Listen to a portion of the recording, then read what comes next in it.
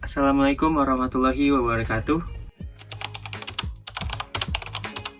Salam sejahtera bagi kita semua. Semoga kita semua dalam keadaan sehat. Seperti kata pepatah, tak kenal maka tak sayang. Sebelumnya perkenalkan, nama saya Wiki Andria. Saya dari Program Studi Manajemen Semester 1 Universitas Dian Nusantara. Sebelumnya saya ingin mengucapkan terima kasih kepada Pak Ehsan yang telah memberikan tugas kuliah pengantar ekonomi mikro. Pada kesempatan kali ini, saya akan membahas tentang materi pasar dan keseimbangan pasar. Sebelum masuk ke inti materi, saya akan menjelaskan tentang pengertian pasar dan keseimbangan pasar. Pasar merupakan tempat di mana terjadinya transaksi antara produsen dengan konsumen, atau dengan kata lain, pasar merupakan sebuah tempat terbentuknya pembeli dengan penjual guna melakukan transaksi ekonomi, yaitu untuk menjual atau membeli suatu barang dan jasa, atau sumber daya ekonomi dan berbagai faktor produksi lainnya. Sedangkan keseimbangan pasar adalah suatu keadaan saat jumlah produk atau barang yang diminta sama dengan jumlah barang yang ditawarkan pada harga tertentu.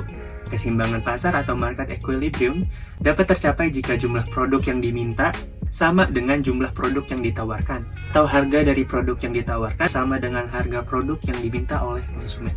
Fungsi pasar mempunyai beberapa fungsi yang paling penting. Fungsi pasar terbagi menjadi 5. Yang pertama, fungsi distribusi produk. Salah satu fungsi pasar adalah fungsi distribusi produk, yang merupakan suatu aktivitas menyalurkan barang atau jasa yang diproduksi oleh produsen kepada para konsumen. Misalnya, terdapat penjual yang membeli telur ayam dari orang lain yang berternak ayam. Kemudian, telur tersebut dibawa ke pasar dan dibeli oleh konsumen. Penjual tersebut berperan sebagai distributor. Orang yang berternak ayam berperan sebagai produsen, serta pembeli sebagai konsumen.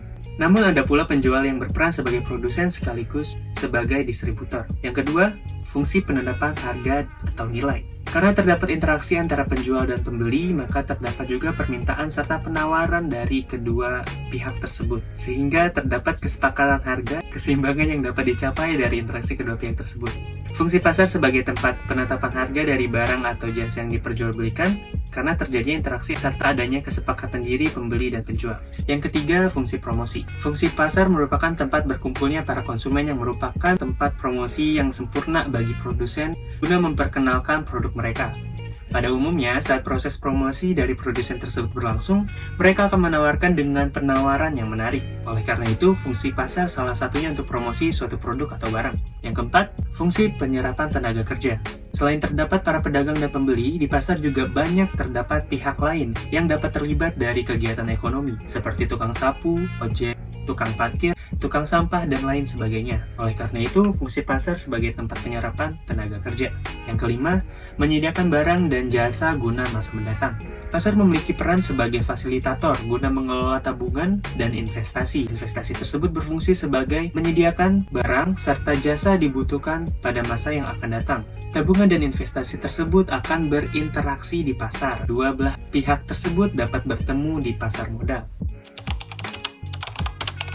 Keseimbangan pasar atau market equilibrium merupakan kondisi di mana jumlah barang yang diminta sama dengan jumlah barang yang ditawarkan pada tingkat harga tertentu. Ketika titik keseimbangan pasar tercapai, maka tidak ada kecenderungan perubahan harga atau harga cenderung tetap. Harga ini disebut sebagai harga keseimbangan. Terbentuknya permintaan lebih kuat dari penawaran, maka harga akan naik. Sebaliknya, apabila penawaran lebih kuat dari permintaan, maka harga akan turun. Secara sederhana, konsep keseimbangan pasar dipahami sebagai kesepakatan antara penjual atau produsen dengan pembeli atau konsumen. Namun, secara lebih kompleks, keseimbangan pasar dapat diartikan sebagai titik potong sebagai hasil pertemuan antara fungsi permintaan dengan fungsi penawaran. Keseimbangan pasar memiliki dua fungsi utama, yaitu berperan penting sebagai pembentukannya. Adapun fungsi keseimbangan pasar mencakup satu fungsi permintaan, yaitu merupakan persamaan yang menunjukkan hubungan antara jumlah barang yang diminta dengan faktor-faktor yang mempengaruhinya. Fungsi ini bekerja sesuai dengan hukum permintaan, yaitu jika harga barang mengalami kenaikan, maka permintaan akan barang tersebut menurun. Sebaliknya, apabila harga barang turun, maka permintaan akan barang tersebut mengalami kenaikan. Bagaimana jika harga barang yang berlaku di pasaran lebih rendah dari harga keseimbangan? Hal ini jelas akan mengakibatkan kelebihan permintaan atau market shortage. Kelebihan permintaan merupakan kondisi di mana jumlah barang yang diminta menjadi lebih besar dibandingkan dengan jumlah barang yang ditawarkan pada harga pasar yang berlaku. Kondisi ini menimbulkan persaingan antar konsumen untuk mendapatkan barang tersebut, karena barang yang tersedia terbatas. Konsekuensi lebih lanjut, harga akan terdongkrak naik sehingga jumlah permintaan dan penawaran akan terdorong ke arah keseimbangan. Yang kedua, fungsi penawaran. Fungsi penawaran dapat dipahami sebagai persamaan yang menunjukkan hubungan antara harga barang dengan jumlah barang yang ditawarkan oleh produsen. Fungsi penawaran bekerja sesuai dengan hukum penawaran, di mana kenaikan harga barang akan diikuti dengan kenaikan jumlah barang yang ditawarkan. Semakin tinggi harga barang, bahkan melebihi harga keseimbangan, akan berdampak kepada pergeseran keseimbangan pasar, di mana terjadi kelebihan penawaran atau market surplus. Kelebihan penawaran ini adalah kondisi yang memperlihatkan jumlah barang yang ditawarkan melebihi jumlah barang yang diminta pada harga pasar yang berlaku. Akibatnya, produsen atau penjual akan berlomba-lomba menawarkan barangnya karena stok melimpah. Bagaimana keseimbangan pasar terbentuk? Pada dasarnya, setiap orang melakukan kegiatan ekonomi, baik dalam perannya sebagai produsen atau penjual, maupun pembeli atau konsumen. Sebagai produsen, pasti menginginkan keuntungan maksimal, sehingga mereka menetapkan harga barang setinggi-tingginya. Sementara dari sisi konsumen, tentu menginginkan kepuasan membeli barang dengan harga serendah-rendahnya. Jika masing-masing pihak saling mempertahankan keinginannya, maka transaksi jual-beli tidak akan pernah terjadi. Oleh sebab itu, ada proses tawar-menawar. Kesepakatan tingkat harga antara jumlah barang yang diminta dengan jumlah barang yang ditawarkan membentuk keseimbangan pasar. Ketika keseimbangan pasar terbentuk, maka tidak akan ada lagi barang yang tersisa pada penjual, dan tidak ada lagi konsumen yang tidak mendapatkan barang dalam upaya memenuhi kebutuhannya. Terbentuknya keseimbangan pasar terjadi bersamaan dengan tercapainya harga keseimbangan, di mana harga produsen dan konsumen sama-sama tidak ingin menambah atau mengurangi barang yang dijual atau yang dikonsumsi. Sehingga harga keseimbangan ini terjadi ketika permintaan dan penawaran berada pada titik yang sama, tidak lebih dan tidak juga kurang. Artinya, pasar tidak mengalami kelebihan permintaan ataupun kelebihan penawaran. Kondisi keseimbangan pasar ini dinyatakan secara matematis dan grafis akan menjadi seperti berikut ini. Maka, yang disebut dengan kurva keseimbangan pasar adalah seperti berikut ini. Pada kondisi keseimbangan pasar atau market equilibrium, kuantitas permintaan atau QD akan sama dengan kuantitas penawaran atau QS, atau terbentuk kuantitas keseimbangan atau QA. Harga yang diminta atau PD pun akan sama dengan harga yang ditawarkan atau PS, sehingga terbentuk harga keseimbangan atau PE. Secara grafik, harga keseimbangan ini terjadi pada titik potong antara kurva permintaan dengan kurva penawaran atau titik titik equilibrium. Contoh kasus bakso dapat dilihat dalam schedule atau tabel permintaan dan penawaran bahwa harga keseimbangan adalah Rp16.000 dan kuantitas keseimbangan adalah 160 mangkok. Dengan demikian, bentuk kurva keseimbangan pasar bakso adalah seperti berikut ini. Untuk mencapai sebuah keseimbangan pasar, harus ada yang dilakukan. Biasanya, pemerintah mengintervensi dengan beberapa kebijakan agar keseimbangan pasar selalu terjaga. Ada beberapa upaya yang dilakukan oleh pemerintah seperti berikut ini, yaitu pengendalian harga. Tujuan dari pengendalian harga adalah untuk melindungi konsumen atau produsen. Bentuk kontrol harga yang paling umum digunakan adalah penetapan harga dasar atau price floor dan harga maksimum atau price ceiling. Harga dasar atau harga terendah atau price floor. Kebijakan ini dijalankan pemerintah saat ada barang atau jasa yang harga jualnya terlalu rendah, sehingga dapat merugikan produsen yang menjual barang atau jasa tersebut. Untuk membantu mengurangi kerugian itu, maka pemerintah menetapkan harga jual terendah barang atau jasa tersebut. Walaupun namanya harga terendah, tapi pemerintah akan menetapkan harga di atas harga itu. Karena kebijakan ini, biasanya penjual akan memanfaatkan situasi dengan menawarkan lebih banyak sehingga akan ada kelebihan penawaran atau excess supply. Jika digambarkan dengan kurva, maka kurvanya adalah sebagai berikut. Harga tertinggi atau harga maksimum atau price ceiling. Pemerintah menetapkan harga jual tertinggi sehingga barang atau jasa masih bisa dibeli oleh konsumen secara wajar. Harga tertinggi di sini adalah harga yang ditetapkan oleh pemerintah dan itu merupakan patokan harga tertinggi yang diperbolehkan. Jadi, produsen boleh menjual di bawah atau sama dengan harga itu, tapi tidak boleh melebihi harga tersebut.